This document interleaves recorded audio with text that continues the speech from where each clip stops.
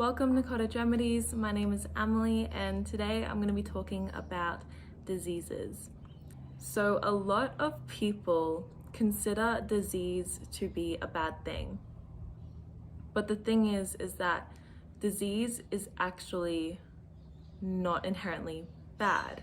And this is why it needs to be explained. So when we look at the word disease, we need to break it down because it actually says dis-ease, meaning not at ease. So when you have a disease, it just means that your body is not at ease. It's not functioning normally. So that's what a disease really is. There's a normal, there's a baseline, and if you have some sort of disease, symptom, ailment, it just means that your body is not at the normal functioning baseline. And there are pretty much thousands of diseases, and when you go to a doctor, it's pretty much all about a diagnosis. Let's diagnose this disease. What disease do you have? And they're going to try and treat that disease. But the thing is that although there are thousands of diseases, there are only just a few root causes. And the root cause is what matters more than titling or naming this disease. So what I believe to be the 4 root causes of pretty much every disease is 1, poisons, 2, nutrient deficiencies or an improper diet, 3, dehydration, and 4, poor environment. So if those are the 4 root causes of pretty much every disease, and if you're thinking, how come I didn't say genetics? The thing is that even hereditary conditions could be linked back to those 4 root causes as I listed. So I don't really count genetics as one of the causes. So that is why the first thing that should be considered is what are those 4 things mentioned like in your lifestyle as soon as you have any sort of symptom or ailment. Because our bodies always communicate with us. So symptoms are our body communicating what is going on the inside and what needs attention. Symptoms are a great way to be able to read the body, and you can do that non-invasively just by analyzing what the symptoms are, whether it's redness of the skin, nausea, or irregular bowel movements, whatever it may be. So then you consider, what is your diet like? Because are you consuming a lot of poisons, and are you getting adequate nutrients from your food? What is your environment like? Are you grounding often? Are you connecting to nature and getting those negative ions from the earth? Are you exposing yourself to sunlight enough, which is very important? What's your light environment like? And besides foods, what other sources of poisons are you exposing yourself to in daily life? What is your exercise regimen like? And are you actually hydrated? Because hydration is a massive misconception today. So these are things that should be considered in all cases of disease when trying to treat a disease. So when your body is in a state of imbalance and disease occurs, then is the disease the problem, or is the real problem the cause of that disease? We are kind of told and brainwashed to think of when someone has a disease to, oh no, how could I be so unlucky, and to blame the disease and it's the disease's fault. But the thing is that disease is only appearing because of some kind of imbalance in your body from most likely an external influence, like how you have been living your life and what you've been exposing yourself to.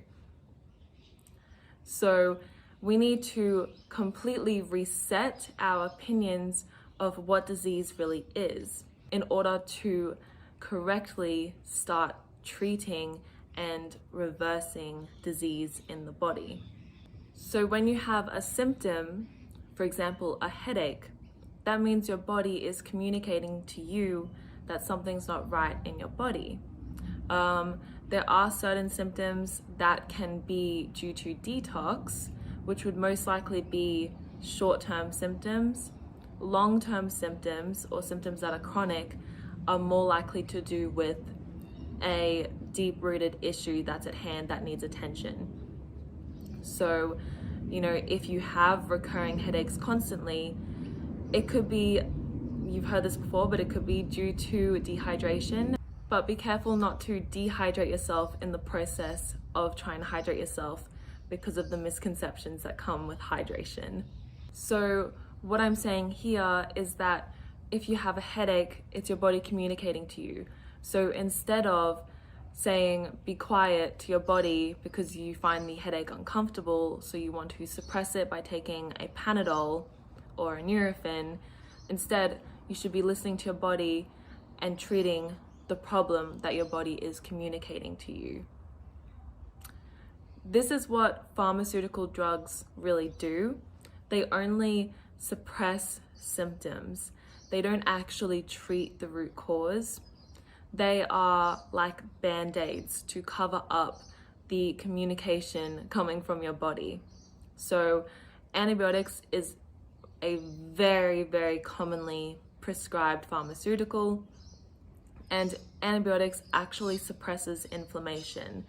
And inflammation isn't bad, it's only there because of something bad that caused the problem for the inflammation to start showing up. So the inflammation is actually your body healing itself. Every symptom is just your body healing itself, because your body never attacks itself, your body never wants to hurt itself, and so it's always going to be trying to seek homeostasis and to constantly repair itself. So when you take that antibiotic and you suppress the inflammation, and you think for the short term that your problem has gone away because now you don't have bronchitis or tonsillitis or some sort of inflammatory condition, then you just wait until a little bit later and it will come back, because you didn't treat the root cause, you just suppressed and you basically stopped your body from healing for that time.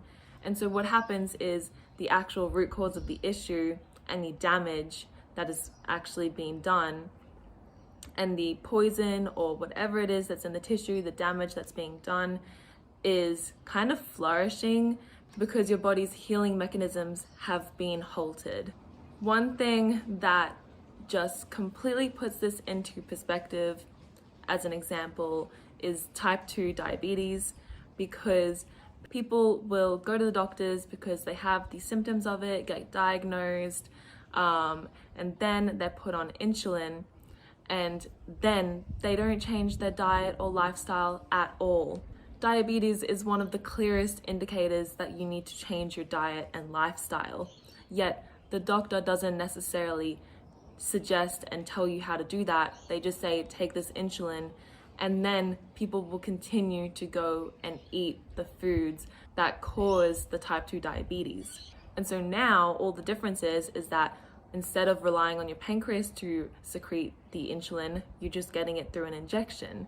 But there was no real addressing of the root cause. It's almost just like, well, the symptoms have arisen, so let's just deal with the symptoms.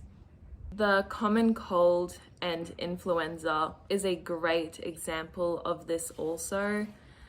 This ties into the terrain theory or the germ theory hoax, which I have written about on my website. All it is your body detoxing. The cold and flu is not from supposedly catching a virus from walking by someone that coughed or sneezed, which is what we have been told to believe. And it takes away the responsibility for our own lifestyle habits, making us think that Either we have low immunity, which is not even, we don't really have an immune system the way that they've told us that we do, because our immune system is not designed to be fighting off bacteria. Our immune system works hand in hand with all kinds of microbes. So they are not the enemy, and they are not to be feared, although we're told to fear them. This is including molds, parasites, viruses, and bacteria. So people, when they get a stomach bug, for example, they instantly think, oh, I caught it from someone. They don't think that actually this is just my body going through a detox and a self-cleaning process. And they instantly go to the doctor to get some sort of prescription, which is likely going to halt and stop the process of the body's cleaning mechanism. The root cause of these common and recurring colds and influenzas is not because you have a weak immune system, but it's because your body is way overly toxic. It could be because you have nutrient deficiencies, so processes can't function in your body very well, and so you're more likely to have these recurring illnesses like recurring sore throats, or constant headaches or runny nose, different things like that, which just means you need to turn to the root cause. And just because the common cold and influenza is actually the body's own detox protocol doesn't mean that you have to keep having that constantly. When I started treating those root causes of disease, I've only had one sickness, but it wasn't even a cold or flu. It's been almost a year and a half now, and I haven't had a single cold or flu since I started treating those 4 root causes. The only ill health effect that I did have was laryngitis, which I didn't even have a sore throat, I just lost my voice for a couple days. And that is because I simply just started detoxing. So instead of my body forcing the detox, I actually went through and did a couple detox protocols, because I realized that over the years, from poor diet habits and, you know, all the rest, like lots of perfume or cosmetics, I was actually really piling up the toxins and exposing myself to way too many toxins. And that is one of the root causes of disease. So to help heal the diseases that I had, I decided to do some detox protocols, and I did a number of different ones.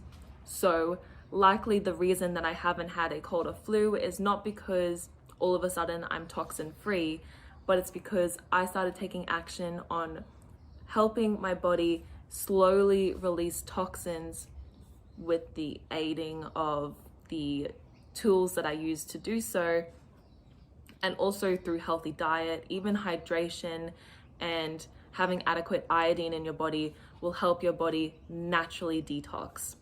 So that was what allowed me to no longer need to have these kind of forced detoxes all at once when you have a really bad cold or flu.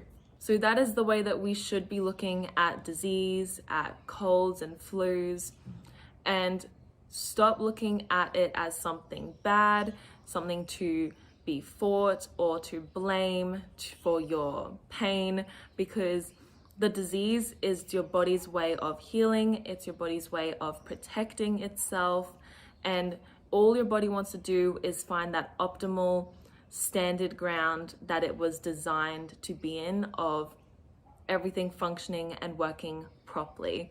So start to analyze those 4 root causes in your own lifestyle. How may they be affecting you, or if you suffer from a certain symptom or ailment? This can be quite a foreign or controversial topic for a lot of people. It is deeply ingrained in our mind to blame the disease for your pain instead of taking the responsibility for your own life. If you have any questions about anything I've just said in this video, then please do not hesitate to contact me. You can do so via my email, which is on the contact me page of my website. So anyways, thank you for listening, and I will see you in my next video.